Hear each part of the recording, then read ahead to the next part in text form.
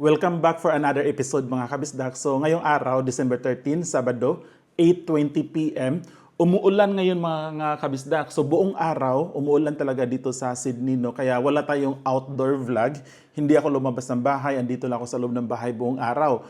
Pero for this video, for this episode mga kabisdak, i-share ko sa inyo kung ano yung mga paraan na ginawa namin para mag-apply kami ng home loan mortgage sa bangko para makuha namin tong bahay kung saan kami nakatira ngayon.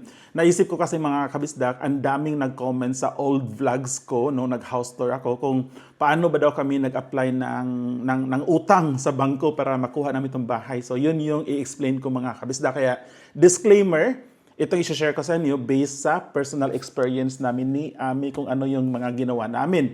Pero yung ibang tao, iba yung ginawa nila mga kabisdak. No? May ibang strategy, may ibang paraan. At hindi siya necessary na gayahin nyo din yung ginawa namin. So yun nga, disclaimer, sinishare ko lang sa inyo kung ano yung ginawa namin. So for me mga kabisdak, okay sa akin yung ginawa namin, convenient, efficient, very simple.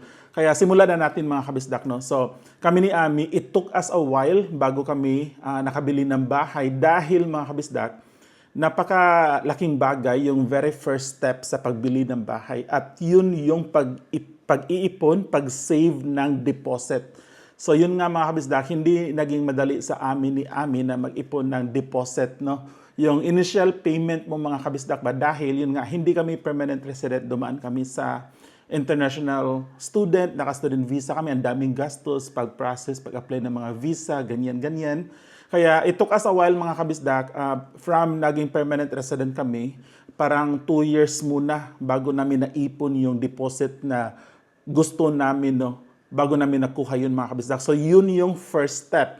Kailangan mong mag-ipon ng deposit mga kabisdak, no? So kung wala kang deposit, it will be challenging for you na mag-apply ng utang sa bangko kasi parang hindi ka i-approve or hindi ka bibigyan ng bangko, or kung meron man, siguro mataas yung interest rate. Pero sa amin, nag-ipon muna kami ng deposit mga kabisdak. Parang 2 years yung kailangan namin para makaipon talaga ng deposit na gusto namin. So nung nakuha na namin yung amount na deposit na gusto namin mga kabisdak, pumunta kami sa step 2. So sa step 2 mga kabisdak, naghanap kami ng mortgage broker.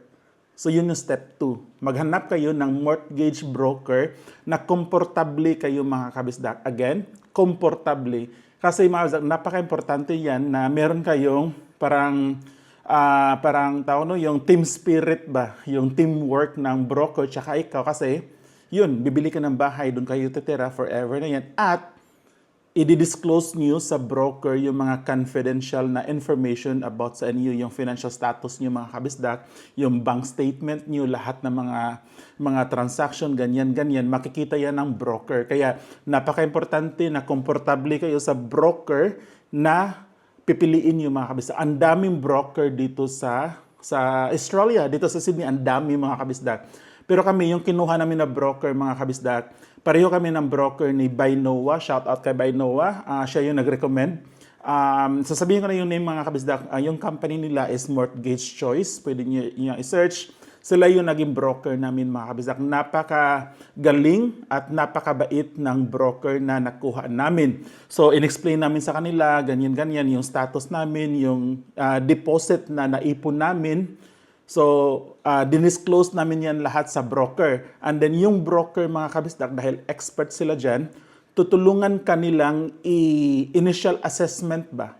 Kung magkano yung bahay or pre-approval potentially na ibibigay ng bangko. Halimbawa, sabi ng broker, dahil sa pera mo, ganyan-ganyan, baka bibigyan ka ng bangko ng 800,000, 1 million, 1.5, 2 million. So malalaman na yan ng broker din mga kabisdak. Meron na silang idea dahil yun yung trabaho nila. Alam na nila mga kabisdak. So gagawa siya, nung nakontak namin siya, binigyan niya kami ng initial assessment. And then after that mga kabisdak, yung ginawa ng broker, binigyan niya kami ng option. Sabi ng broker, option A, kasi marami silang contact ng mga financial institution. Option A, pag dito ka sa bangko na to kukuha, ito yung possible na i-approve sa iyo na utang at ito yung magiging interest. Option B, ganito, ganyan. So maraming option na ibibigay yung broker mga kabisdak. Dahil itong mga broker na ito mga kabisdak, meron silang mga connection, no, sa mga iba't ibang financial institution. either mga bangko or either mga private lending firm. So, meron yan na yan sila mga kabisdak. Kaya maganda talaga na gumamit kayo ng broker. To clarify lang, hindi siya compulsory, hindi necessary na gumamit ka ng broker. Kasi ikaw mismo, pwede kang pumunta directly sa bangko, pwede ka bumili ng bahay directly. Pero kami, yung ginawa nga namin mga kabisdak is, nagpatulong kami sa broker. Dahil meron na siyang parang track record na nirecommend din ng kaibigan ko si Bay Noah. At mas preferred namin yung ganun mga kabisdak. Nung ilalatag na lang ba, ipipresent na lang ng broker kung ano yung mga options namin. So yun nga, na-present ng broker yung mga option kung saan yung pinaka-the best na bangko na saan kami pwedeng mangutang. Yung na-refer ng broker namin mga kabisdak is yung Combank or Commonwealth Bank. Sabi ng broker, dito sa Commonwealth Bank, parang ito yung, sa sitwasyon nyo, ito yung pinaka-swak. Parang dito kayo bibigyan ng ganitong amount na utang, yung interest rate. Tapos, sakto din mga kabisdak, it worked for us, kami ni Ami, kasi yung bangko namin din, existing accounts namin is nasa Combank, Commonwealth Bank. Kaya sakto din sabi okay, that's perfect. Kasi yung processing niyan sa home loan is mas madali. Kasi yung Combank, yung bangko, meron na silang record namin. So yun, kumunta kami ng broker, si broker nag-suggest lang siya, hindi necessary na i-follow niyo siya o sunurin niyo yung suggestion nila. Suggestion lang yun nila mga kabisdak. Nag-suggest siya sa amin kung saang bangko. Finalo namin. Sabi namin, okay, we're gonna follow your suggestion. Sabi namin sa broker, okay, let's proceed with Combank. So yun, present namin yung mga documents mga kabisdak na kailangan para sa pre-approval. Si broker na mga kabisdak yung kumausap sa Combank. Meron silang parang contact point, contact officer sa mga home loan. So, binigyan namin yung document namin kay broker, tapos si broker, kinontak niya si Commonwealth Bank. And then, after a few days, 1 or 2 days, meron ang result. Nabigyan na kami ng pre-approval letter ni Commonwealth Bank. So, binigyan niya din kay broker. So, parang after 1 day or 2 days, kinontak kami ng broker. Sabi niya, congratulations, na-approve kayo ng pre-approval ni bangko ng ganitong amount. Willing sila magpautang sa inyo. Tapos yun, after that, merong letter na i-issue yung bangko mga kabisdak. At napaka-importante mga kabisdak na meron kayong pre-approval sa bangko before kayo maghanap-hanap ng mag-viewing ng mga bahay para mga kabisdak, hindi ma-waste yung time nyo. O, actually, pwede naman mag-viewing kayo para meron kayong idea for reference. Pero ginawa din namin yan mga kabisdak. Nakikita nyo sa mga vlog namin dati, yung nag-view kami ng mga apartments sa Maryland. So, nagawa din namin yan mga kabisdak kahit wala kaming pre-approval. Pero yun nga, nung na-issue yung pre-approval, dun na talaga kami full-on mga kabisdak na okay, let's gonna start inspection na, mag-view ng mga bahay kasi meron na tayong pre-approval ng bangko. Anytime kung mag-go kami, papautangin na kami ng bangko. So yun, nung na-issue yung pre-approval, pumili na kami ng property mga kabisdak. So yun nga, ang dami naming na-view. To make the long story short, itong bahay na to yung nagustuhan namin. For many reason din, so dito kami sabi namin sa broker, okay, meron na kami nahanap sa Blacktown. So, nung nag-confirm kami sa broker, sinubmit ng mga kabisdak ng broker namin yung full application sa Combank. And then kami din, nakipag-usap kami sa yung vendor, yung agent nitong bahay na we offer something tapos in-accept nila yung nagbenta nito, yung dating may-ari, yung agent nila. Kinausap namin, nag-offer kami ng certain amount. Sabi namin, okay, bibilhin namin ng bahay for this amount. Tapos nag-agree naman yung may-ari ng bahay tsaka ng agent. Sabi nila, sige, we're gonna accept your offer. Ibibenta namin sa inyo. Kaya yun, doon nagsimula mga kabisdak. Sabi namin sa broker, okay, nag-agree na. Kaya yung broker namin, sinubmit lahat ng documents doon sa Combank. And then, yung broker namin mga kabisdak, nag-recommend sila ng conveyancer. So, conveyancer mga kabisdak is napaka-importante yun. Yung conveyancer kasi mga kabisdak, siya yung mag-a-assist sa settlement, sa pagbili ng bahay, sa mga requirements, sa mga legal documents, siya yung mag-prepare niyan. And then yung mga inspection, sa mga building inspection, pest, yung mga ganyan, pest inspection, siya yung mag-arrange niyan mga kabisdak. So sa kanya kayo makikipag-usap sa conveyancer, hindi directly sa nagbenta ng bahay. Recap ko lang mga kabisdak, meron na kami napili na property, nag-offer na kami, Tapos inaccept yung offer namin, yung nagbebenta ng bahay. Tinanggap nila yung offer namin, kinausap namin sa broker na meron na kami nagpili na bahay na gusto namin bilhin. So si broker, first, yun sinubmit na nila yung full application sa bangko para i-process ng bangko. Tapos meron kaming conveyancer. Si broker nag-recommend din ng conveyancer sa amin. So yun mga kabisdak, start ng process, si conveyancer, sobrang bait din, nakatiming kami na yung conveyancer na nakuha namin is meron magandang track record. And again, recommended yan ng broker namin mga kabisdak. No? So maraming advantage, benefit na kukuha kayo ng broker kasi alam na nila yung mga expert katulad ng conveyancer, sino yung kukontakin mo. So nung meron na kaming communication with our conveyancer mga kabisdak, sabi namin kay conveyancer, yun, tulungan mo kami from A to Z. Ikaw nang bahala, ma-prepare ng mga documents, yung kailangan gawin. So si conveyancer na yun mga kabisdak, yung trabaho namin is ano lang talaga, mag-monitor ng email namin.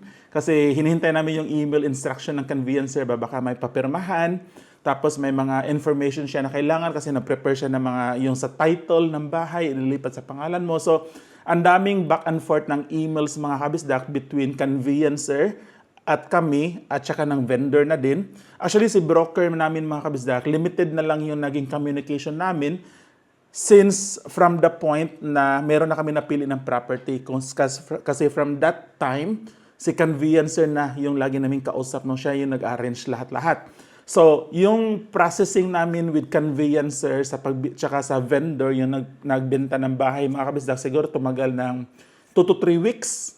Tapos, yun, depende na sa inyo mga kabisdak na sa inyo na bibili ng bahay tsaka nagbebenta ng bahay kung kailan yung settlement date, kailan yung bayaran, mag-exchange kayo ng pera, tapos kailan yung mga signing ng iba pang mga documents. So, yun, nag-agree kami mga kabisdak.